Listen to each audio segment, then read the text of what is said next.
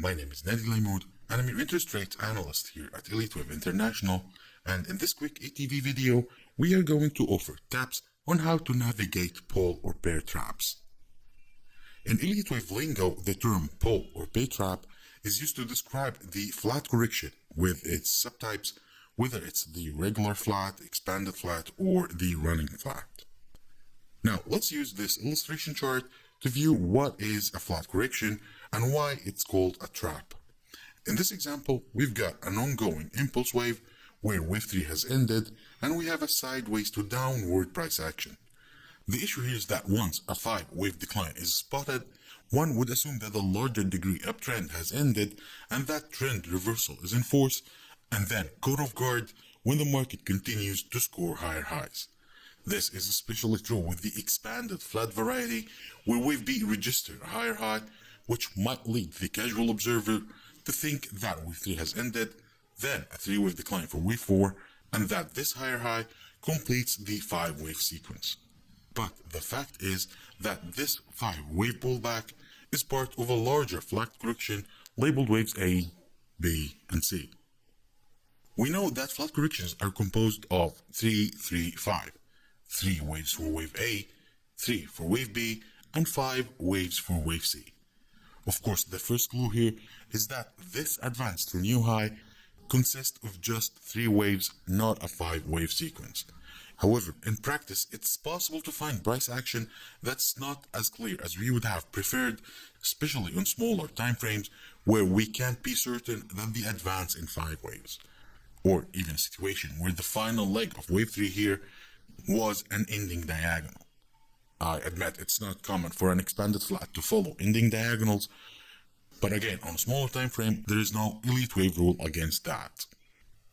So the question we should be asking ourselves here is, what is the significance of that top here? Is it a minor top that's about to be exceeded with a swift, sharp, impulsive advance to favor the ongoing wave 5 scenario? Or is it a major top, and that following a 3-wave rally, the market will continue to register lower lows to complete wave 4 here? At this juncture, we shift our focus to the next leg of pullback once a bottom is in place. But how can we identify if that bounce is impulsive in 5 waves or corrected in 3 waves? To start with, we are not looking for a single sign here. We are looking for a few signs that when most of them are met, we gain confidence in a given scenario. The first sign is that it's not common for corrective pullbacks to exceed the 0.618 retracement levels times the length of that decline. So if this ongoing wave 4 scenario is on the mark, a 3-wave pattern that locates a top below the 0.618 retracement level should be in the cards.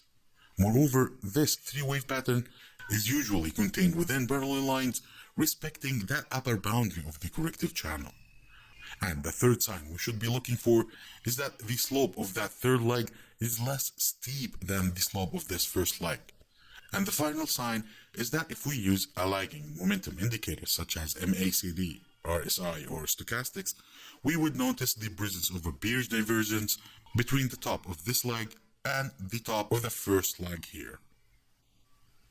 Presence of 3 out of these 4 signs would suggest that chances are that a major top is in place and that the largest significant move is toward the downside. Conversely, if prices break above the 0.618 retracement level and the slope of this third leg is steeper than the slope of this first leg, accompanied a break above that upper boundary, and finally lack of presence of a divergence on any lagging momentum indicator, would favor that the larger degree 5-wave sequence has yet to run its course. That's all for me today. This was Elliott. I enjoyed being with you today. Have a great week and happy trading.